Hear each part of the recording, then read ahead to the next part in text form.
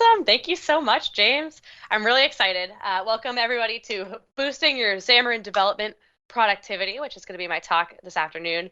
If you missed the keynote, it will be up. You will be able to watch it later on. So hopefully you get a chance to do that. And I'm Maddie. I'm a PM on our Xamarin team, and I focus on our tooling experiences.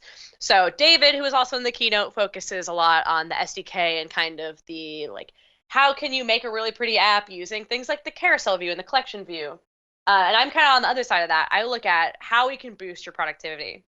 And today what I want to go through is the four main ways we do that. And then we're going to look at a demo, which will be similar to the keynote demo, but I'm going to take it a lot slower and talk you through how we actually, how you can actually set those up today, which is cool. So the four ways that I like to focus on when I talk about boosting our Xamarin developer productivity is coding, building, deploying, and iterating. So coding is hopefully pretty self-explanatory. Build and deploy can go hand in hand, but there are different ways to boost your productivity with those. And then how to actually help you iterate quicker. So instead of having to go back and code, build, deploy, are there ways that we can kind of skip that step? So we're going to start with coding. One thing that is incredible, Amanda mentioned it this morning, is IntelliCode. And IntelliCode works for C# as well as Android XML and your Xamarin Forms XAML. And it works out of the box. So these should be GIFs, but I don't think they're in the mood. That's okay. But what it does show you is that you have these stars up here that recommend what the most popular control other developers on GitHub, on the internet, using the same kind of project style have used in this kind of location. So you can see this is the top level of a content page. So it's giving me layouts. And this one is the first thing in a stack layout. So it's giving me label, button, entry, another stack layout, all those great things.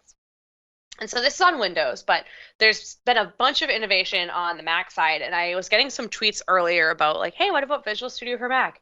So we're demoing on Windows because that's where all of our stream setups are. And trying to do this all remotely is very difficult when there's more than one device per person in the loop. But Mac is absolutely a huge part of our Xamarin developer story. And the first thing that I really wanted to call out with that is our optimized code editing experience. So we rebuilt from the ground up the code editor for Visual Studio for Mac. And it's optimized for C#. And so you get the same code snippets and Roslyn analyzers, light bulbs, multi-caret functionality, emoji support, and go to line, I believe you also get with this. On Mac, exactly the same Roslyn and brains that you have on Windows, but it's native. So it's using the shared brains. I call them the brains. That's like your Roslyn, right? And your snippets and light bulbs. But the actual editor itself is native. So you get things like right to left support. You get that emoji support, and it's blazing fast. So it is available now. It has been out in Mac. It's the default experience for a couple releases now. And if you haven't noticed it yet, pay some attention next time and see if it's really helping you out. But from what I've heard, most people noticed this instantly, and we're very excited. That's just C# though. We've also done the same with XAML. And we use the same kind of native editor. So you still have the snappiness and the emojis and the right to left, of course. But we brought over the XAML IntelliSense engine from Windows. So it's separate from Roslyn, it's separate from C#, but we brought it onto Mac. And this gives you all the things you want, like light bulbs and resource IntelliSense, markup extension IntelliSense and completion, namespace IntelliSense and completion. There's so many. Linting, what else am I missing? Tag matching, and so that's a really big one, as well as things just like fuzzy matching. So I can misspell something and it'll know what I was trying to spell in a lot of the cases. And both of these, XAML is Xamarin Forms, C# is obviously all the Xamarin and all the amazing .NET things that you can do on Visual Studio for Mac. But on both, we've also been looking at our Android experience. So we've done a whole lot with our Android XML. If you saw in the demo earlier, and you'll probably see it again later, there's things like just color previews for the colors you type in. That's amazing. There's better auto completion, better IntelliSense. There's IntelliCode, higher fidelity layout rendering, all these amazing things. And IntelliSense and auto completion for all your Android resources. And that goes hand in hand with one of the iteration tools, apply changes, which is the way that you can apply resource changes, so your styles.xml, your colors.xml, to your running Android app. Now you have amazing IntelliSense for those too. So that's just a taste of the code faster or code easier section and all the innovations we're doing there. But the next one that I want to cover is building. So building is kind of the core thing that you do most of the time, probably. And when I started with the Xamarin team, which was a little bit under 2 years ago, there was a joke that was, I build my app and I go make a cup of coffee and I come back. And I was like, oh, that's funny. I like coffee. I have tea right here, so we're good. But pretty quickly, we started to increase, or I guess decrease, build speeds even more than we had been already. So we have the native platforms, we have the Xamarin layer, everything, right? There's a lot of things to build, and mobile is a pretty slow build as it is compared to something like the web, right? So when I started, one of the big focuses was just we want to increase builds all the time. We want to make them as quick as possible. We don't want anybody to be able to go get that cup of coffee. And that really has come to fruition over the past 2 years. This I showed earlier, but I always come back to the slide. It just blows my mind every time. This is 0.2, so 15.8, which was the second to last release of VS 2017. And then the very first release of VS 2019. Just the changes in build time and deploy time is so stark and amazing. I mean, if you look at this first column here in VS 2017, it's a minute to do your first build, 1 minute and 4 seconds. We take 15 seconds off of that in Visual Studio 2019. All that does is, that's how long it takes to upgrade Visual Studio. I mean, that's fantastic. And we've continued these things. I know I mentioned earlier, there's just the amount of people who've been reaching out with the 16.5 release, which is the one that came out last Monday, and just said, oh my gosh, like my Android project just rebuilt in 10 seconds. My iOS project is back up and running in no time. This is amazing. Those are the kinds of things that warm my heart as the tooling PM. That's what gets me excited to go to work every day. And if you do the math out, if you think, hey, I'm a developer, I build, 10 times a day maybe, and that's probably a low ball, and you're saving me 6 seconds per build. Well, that's a minute a day. So that's 5 minutes a week. Well, keep multiplying that out by how many times a week, a month, a year you build, and how many people on your team that is. And that's how much time we're saving you with builds, which is fantastic. So on the flip side of building, there's deploying. And deploying, part of it is deploying it faster, right? Getting it over to the actual device faster. But also part of it is making sure that you're deploying in the optimal way. So what that means is you want to make sure that the app starts fast, that it's a good size, that it's not this huge APK you're pushing over the wire or this huge IPA. And you want to make sure that your customer doesn't have to install this massive app and then wait 10 seconds for it to start. So deploy faster doesn't just mean, hey, when I'm debugging, I want to deploy faster. It also means I want to make sure that I am optimizing my app for all of the use cases when it will be deployed to any of my customers' devices. And that's where startup tracing comes in. So startup tracing is this idea that we can take the normal way of doing Android, which is JIT, just-in-time compilation, which usually has a relatively slow startup speed. It's not super slow, but small app sizes because you're doing things on the fly. And then we can blend it with if we did full AOT. And that's the idea that you do everything ahead of time. So your app is going to be a lot bigger, but the startup speed is a lot quicker. And that's how iOS does it. And that we can blend those together and pick and choose the SDKs and the libraries and stuff that can be pre-built and that don't have a huge performance hit and that we know your app is going to have to use, and then JIT everything else. And that's where we get startup tracing.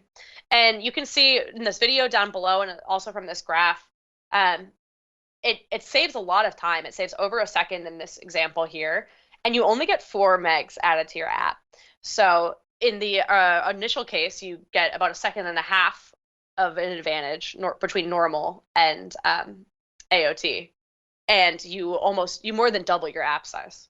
So I think this is a pretty good trade-off, and it's just a checkbox.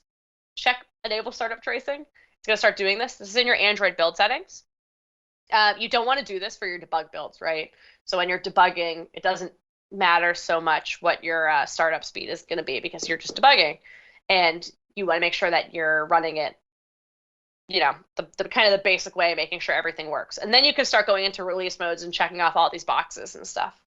But what's great about startup tracing is that everybody's app is different, and we know that. And so we came out with this a couple releases ago, and we had a lot of feedback for, hey, you AOT this thing, but I can actually also AOT this thing in my app, or hey, you JITted this thing, and I think this should be AOT. All those different scenarios. Well, we've come out with a command line tool that's going to let you customize your startup tracing bundle, package, whatever you want to call it, and go ahead and say, hey, my app, I know that my app, I've been playing around with it, I've checked this box, I can actually also AOT this, and my app's going to work perfectly fine, and trust me. And we do. We'll let you do it. So that's a really awesome thing. Another thing is Android app bundles. And so this is built right into Visual Studio as well. You basically change what you want your Android app to be packaged as from an APK to an AAB. And this is the idea that you have a user, a customer. So I'm Maddie. I have a Pixel 3. The only language I speak is English, unlike many of our community who are so global and amazing and impressive and speak multiple languages and deal with me and my talking too fast and rambling. And I have the Pixel 3 screen resolution, which is a little bit older. It's not as nice as the Pixel 4 now. And I have a certain Google Play version and a certain device version. So when I traditionally download an APK, I get everything. I get the images that you would need for running this on a Pixel 4 XL and the images I need for running this on a Nexus 4. And I get all the languages. So I have this actually pretty large app resources area that I don't use. And what App Bundles lets me do is just get the stuff that I need. So in many cases, we've seen 20 to 50% size reduction, roughly, kind of based on what that end user has, how many things you have in the app to begin with. And it's a really, really easy, intuitive way for you as a developer to say, hey, I'm going to package this as an app bundle. That's what I'm going to put on the store. And the store is going to do the work to say, this user needs this, give them this APK. So again, this is a release tool. Not so much for debugging, but it is one of those things that when you think about deploying faster, you want to make sure that you're striking the right balance and you're optimizing for both the debug situation and the release situation when you give it to your customers. And that brings us to iteration, which is where I've really spent a lot of my time over the past year. I think if you've seen me talk before, you've probably heard me say something about hot reload, which is what I call my baby. It is one of my favorite things that I've ever gotten to work on in my career because it has just been so impactful. And what it does is let you change your XAML, hit save as you're debugging your app, and reloads that page. It's pretty simple. You keep your state, you keep your navigation, your view model is not going to get screwed up. It's your real data. When it breaks, you can look at it and it doesn't crash the whole app. It just says, hey, the XAML's wrong, and you can fix it and continue right where you left off. It's just a fantastic tool. And one of the things that we really focused on when we were developing it was reaching out to control vendors and framework vendors and making sure that it worked with those things.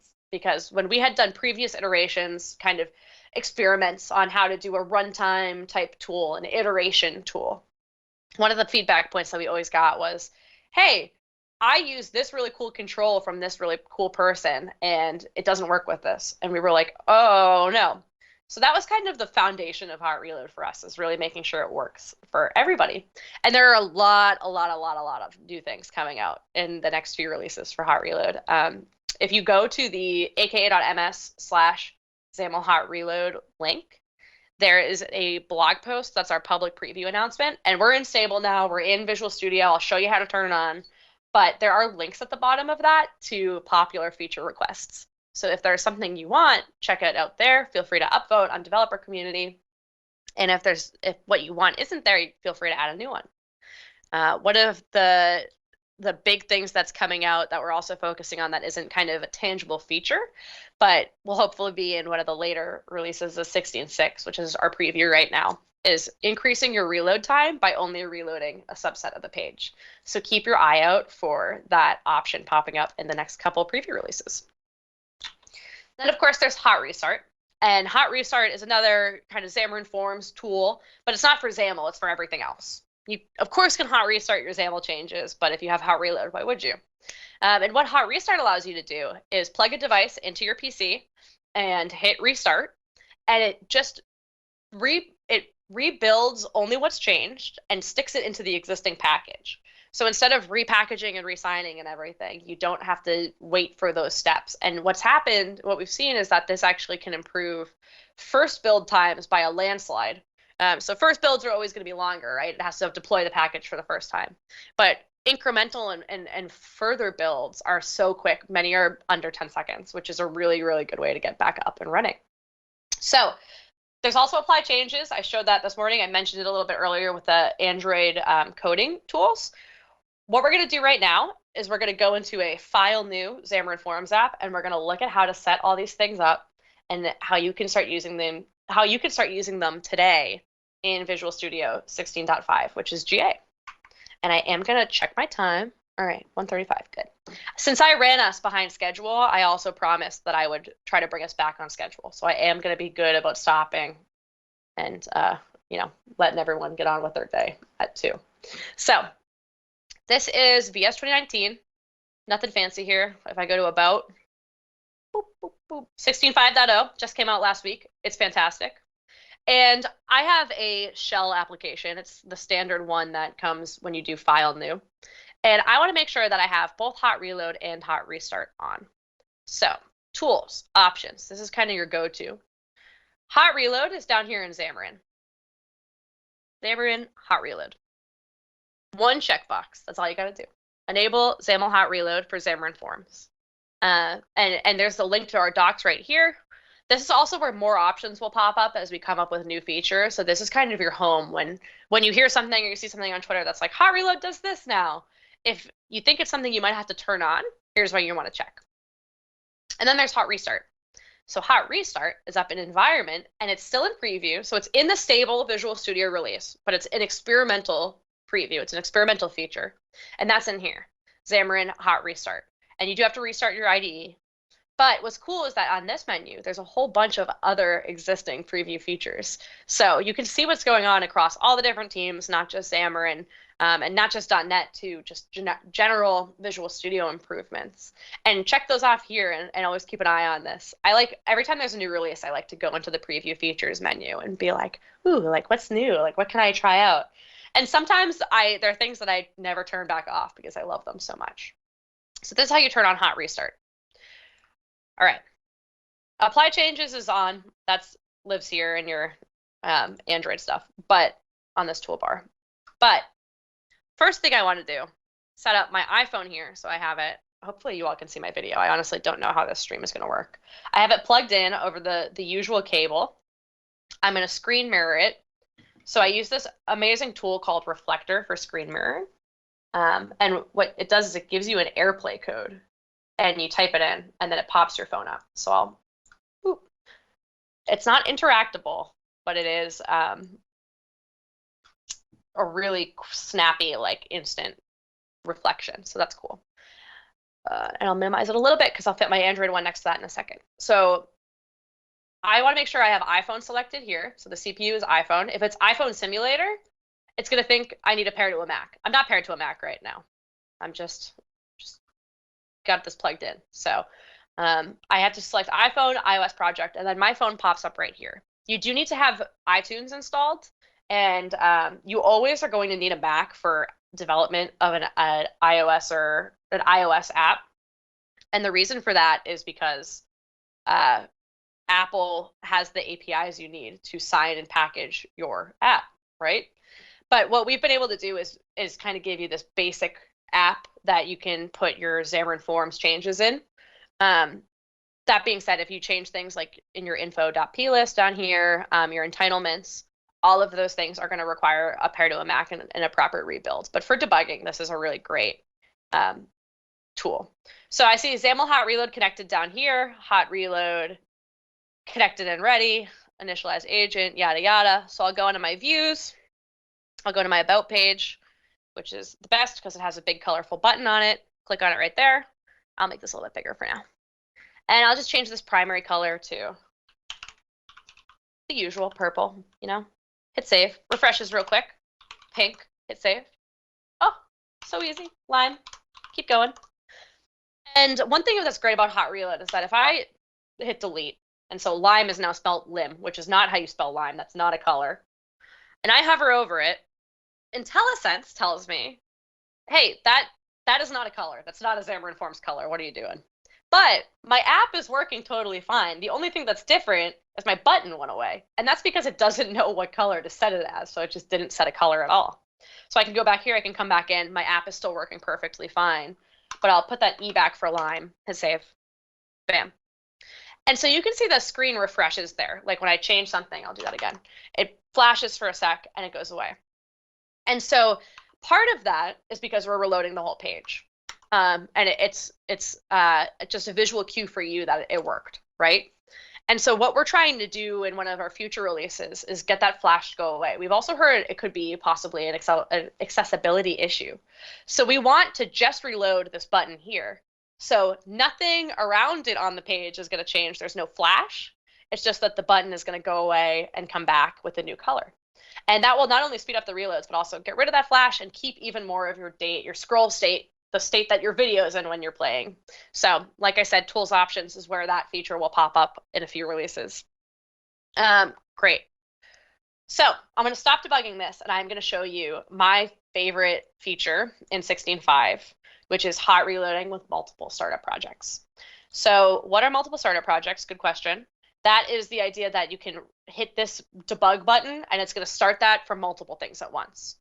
So the first thing I want to do is check that, okay, yes, my iPhone, it's going to my iPhone. What's my Android project going to? All right, it's going to this Pixel emulator, which I believe is already open. Oh, it is. Good. Sweet. So these are both set up correctly. Any CPU is fine for Android. It kind of knows what it's doing here. I'm going to right click on my solution, and then I'm going to go to Set Startup Projects right here. So I know this is small, I'm sorry, but it's right click on the solution level, not the project level, which is a mistake I tend to make. And this pops up this nice little dialog right here. And you can see the default is current selection or single startup project, which is my current selection. But I want to click on this multiple startup projects box right here. And so if you're a Mac user, by the way, this is the same. It's a different dialog, but it's the same step. It's right click on solution, set startup projects, and then you actually name the configuration and pick what to do. But you have the same feature as well, and it is equally as fantastic. And what I'm going to do is go into .android start, .ios start. Okay. Ooh, great. I'm going to check that this CPU is still set to iPhone. This is something we're figuring out why it wants us to do this, but it does. This is also how we tell it to use hot restart and not pair to Mac right now. So we're figuring out how to make this multiple. We're looking at this experience all up. But for now, just make sure that this is set to iPhone and hit start. And we'll give this a couple seconds to just build. You can see that since this has been deployed on both of these already, though, this build is flying. I mean, this is almost done. Yeah. And so another anecdote, if I go back a few years ago when I started demoing, I remember it was like, I need to build my stuff when I start talking, because if I have to wait and have a talk track over as a new speaker, have a talk track over a build, I'm going to be so stressed out. I don't even worry about it anymore because every talk track I make is completely way longer than the builds actually take. But just like that, I'm up and running, hot reload's connected again, and we'll do that same about page little button demo about. And I'll change this to purple, back to the best, hit save, and it quickly just changes both of them. And so this works really well also when I want to do something like not style this button, right? So it's got a background color. If I delete the background color and I change the text color back to whatever the default would be, hit save. This is when you really start to see the native platforms shine through. And that's an amazing thing about Xamarin Forms, in my opinion, is that by default, my app looks like my users expect it to. If I make a settings page, it's going to look like an iOS-y settings page and an Android-y settings page. But sometimes when I'm writing my app, when I want something to be branded the way that I want it to be branded, I want to dictate exactly how those controls should look. And that's where something like material design comes in. So what I'm going to do is actually stop running this app, go to my NuGet lovely package manager, manage my NuGet packages, and find my material design package. So, material, visual, where are you? Visual material, I'm typing it backwards. Great. I'm going to check that off. Install, make sure it's the versions all match up, hit accept.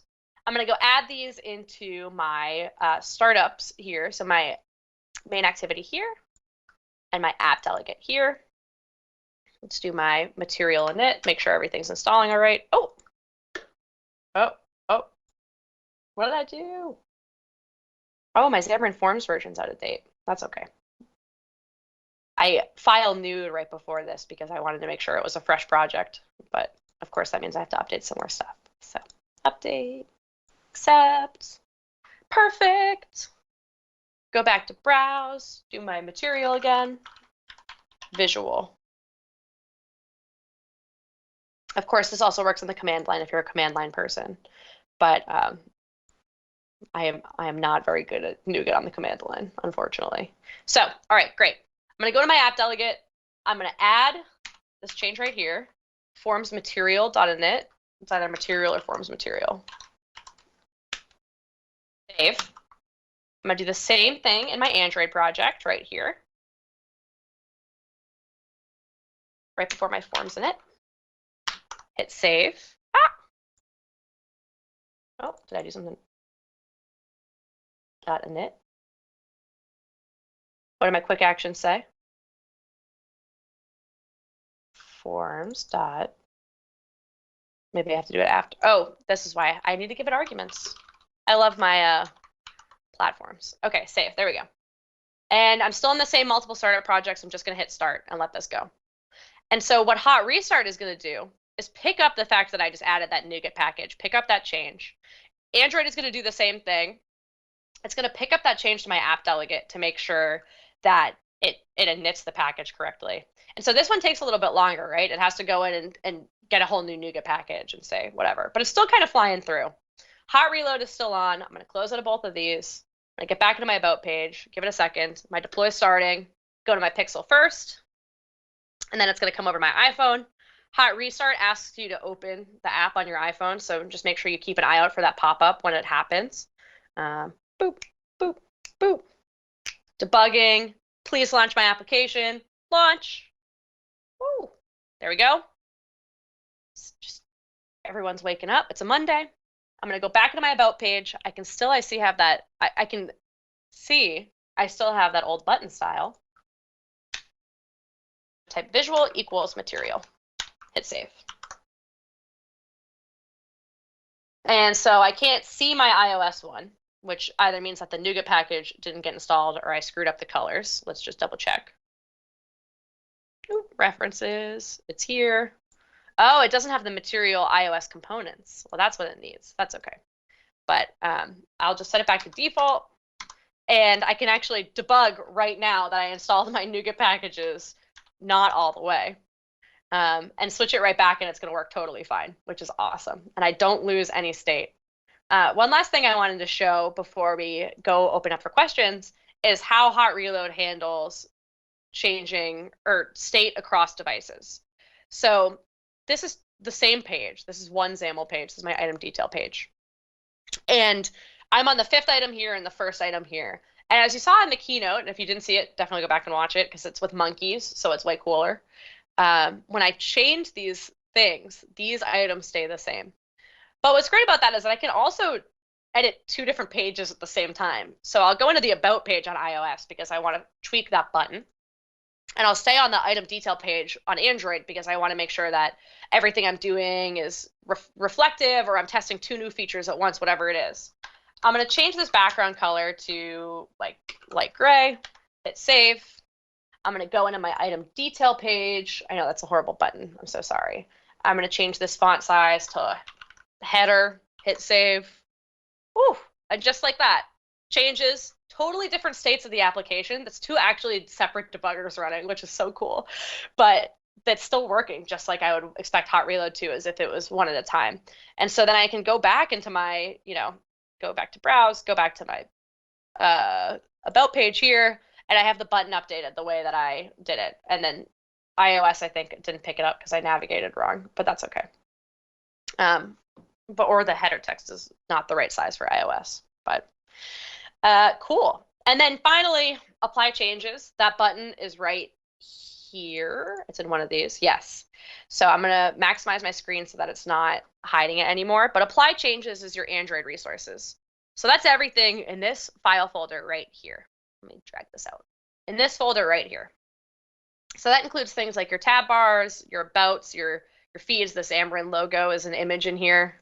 The layouts, you can reload those or apply those changes. And the most important one to me is the values. So your colors and your styles. In this sample app, we have our top bar set as a style. So this bar right here, this blue on the top of this Pixel 3, I'm going to pull this to the side again. And I'm going to leave this iOS app up and running. And then I'm going to go into color primary dark, and I can see that's used for the status bar. I'm going to change this to purple, and I'm going to hit save. Or actually, I'm going to change it to a hex code. I'm going to change it to this, paste it, because I want it to be that hot pink, and I also get that beautiful color preview. And I'm going to hit the apply changes button. Boop. And it's building. I hope that means I clicked it. Yep. And I can still interact with my iOS app while this is running. So like I said, it's a completely separate debugger. And just like that, my Android app is back up. You can actually see it just applied it twice because I hit it twice. But everything is working as I'd expect it to. I can still play around with my iPhone while my Android app is applying those changes. And it is super, super fun when you're working cross-platform. So I'm going to stop this. 151. I'm doing great. I'm going to go back to my slides. Demo's over. Some links, hot reload docs, aka.ms/XAML hot reload docs, hot restart docs. You might be able to sense a pattern, aka.ms/hot restart docs. Hot restart, like I said before, is in preview. The docs are also in preview. If you find an issue with them or you want clarification on them, absolutely send that my way. Multi-deploy instructions. So it's called Multiple Startup Projects. It's a Visual Studio and Visual Studio for Mac feature, but they are linked from the hot reload documentation. So you're more than welcome to go there and take a look. And finally, the Monkeys app from the keynote this morning is on my GitHub. The app we just looked at was the Shell sample app. So file new Xamarin Forms Shell. And that is all I got. I hear Channel 9 is clicking around, so I would love to answer your questions. Thank you so much, Maddie. That was amazing talk, and Howard on Twitter agrees with me. He says, great presentation, and he would like to know what would you recommend to read about all this awesome startup performance in order to know what to pick for their applications? That's a really good question. Android in particular is one that has a lot of options, and we've started to do some blogs and challenges. I know there is a really good blog. I can't remember the title of it, but if you @ me in your Twitter comments, I'll respond with the link. That kind of details what you should do for debug and release. There's also an Android challenge we did on GitHub where we gave people, all these different tools, and we said, hey, try these out with your app and tell us if the performance actually got better or if it got worse or what happened to your app size. And there's a lot of really cool results and anecdotes from that as well. So I'll link that if you @ me on that tweet, and I'll give you that info. Perfect. I have another question from G's Liberty. He would like to know, does multiple start projects work with emulator simulators? It does, yeah. So that demo right there was actually an Android emulator and my iPhone physical, and it works vice versa or both. So awesome. I can do that, all the permutations. Perfect, amazing. One more question from Darges. Does Hot Reload work with native libraries? So XAML Hot Reload does not. If you mean native libraries, like specific UIs for your Android and iOS app, XAML Hot Reload is just XAML changes. If you're putting things like custom controls or like custom renders that exposed through XAML in your Xamarin Forms project, those will be reloaded. But the rule of thumb is generally if it's not XAML and it's not in your .NET Standard Xamarin Forms project, it's not going to reload with XAML Hot Reload. And that's why we have tools like Hot Restart and Apply Changes that can get you back up and running with those. Okay, great. Another question from Hussein. Does Hot Restart supports also emulators or only connected devices? So it's only devices, and the reason for that is because the emulator that you use, your remote emulator that you'd use on Windows, is actually being run on the Mac. So we can't run or I guess it's a simulator, right? We can't run the simulator for iOS on Windows, which is why you need the device, and that's how we kind of do the communication. But yeah, it's always something we want to make a seamless experience. And if you do want to use simulators, the pair to Mac experience and the stability of that is also something we're always looking at and improving. Yeah, makes sense. Great. Okay, next question. According to deploy to Android and iOS simultaneously, when I set a breakpoint, how can I see on which debug context, iOS or Android, am I? That is a good question. Tweet me, at me, and I will make sure I have someone on the engineering team respond to you with an answer that is not fake, because my answer is like, you should be able to tell, right? But I don't think that's a suitable answer for that question. So I will double check and I will get back to you. Perfect. Yeah, Rob Wilson on Twitter says that that was amazing. Dual iOS and Android updates at the same time. And he has a question, will this ever support desktop as well? Oh, that's a great question, and I get that all the time. So I know I mentioned earlier the public preview blog has some links at the bottom. The number one piece of feedback we have is Windows support.